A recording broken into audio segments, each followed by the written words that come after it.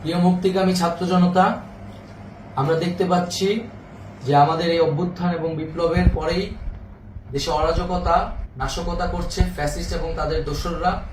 আমরা দেখতে পাচ্ছি যে বিভিন্ন জায়গায় এখন গোলাগুলি চলছে, মন্দিরে হামলা হচ্ছে এবং নাশকতা ও লুটপাট করছে। আমরা মনে করি আমাদের যে ছাত্র নাগরিকদের অভ্যুত্থান তাকে নস্যাৎ করার জন্যই পরিকল্পিতভাবে এই ধরনের ঘটনা ঘটানো হচ্ছে।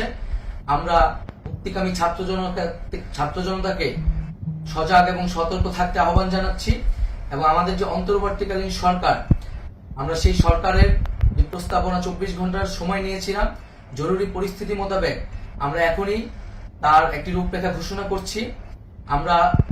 আমরা সিদ্ধান্ত নিয়েছি যে সর্বজন গ্রহণযোগ্য আন্তর্জাতিক খ্যাতিসম্পন্ন নোবেল পুরস্কার বিজয়ী ডক্টর মোহাম্মদ ইউনূসকে প্রধান উপদেষ্টা করে অন্তর্বর্তীকালীন সরকার গঠন করা হবে এবং ডক্টর মোহাম্মদ ইউনূসের সাথেও আমাদের কথা হয়েছে। তিনি ছাত্র জনতার আহ্বানে বাংলাদেশকে রক্ষা করতে এই গুরু দায়িত্ব নিতে সম্মত হয়েছে। আমরা সকালের মধ্যেই আমরা এই সরকার গঠনের প্রক্রিয়া দেখতে চাই।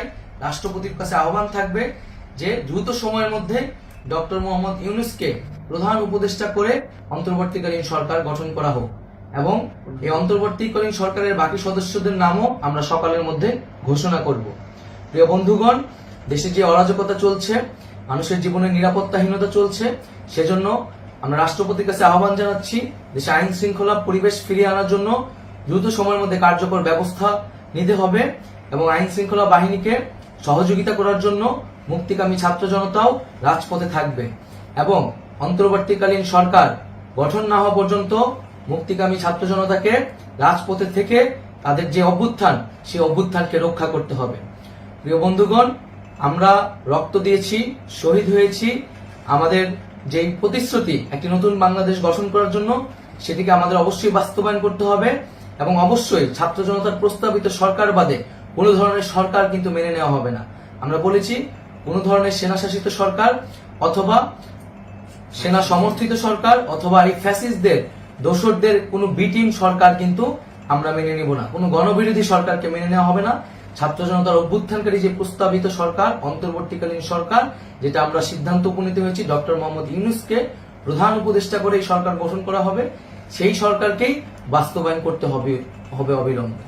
আগামীকাল সকাল থেকে সকলকে আহ্বান জানাচ্ছি রাজপথে থাকার জন্য এবং আমাদের যে সাম্প্রদায়িক সম্প্রীতি এবং রাষ্ট্রীয় সম্পদ রক্ষা কমিটির ঘোষণা হয়েছে বৈষম্যবিরোধী ছাত্র আন্দোলনের নেতৃত্বে, সকল পাড়ায় পাড়ায় এলাকায় এলাকায় সেই কমিটি পাহারায় থাকবে। আমাদের সংখ্যালঘু কমিউনিটিকে আমাদের রক্ষা করতে হবে, রাষ্ট্রীয় সম্পদ এবং এই দেশকে রক্ষা করতে হবে আমাদের।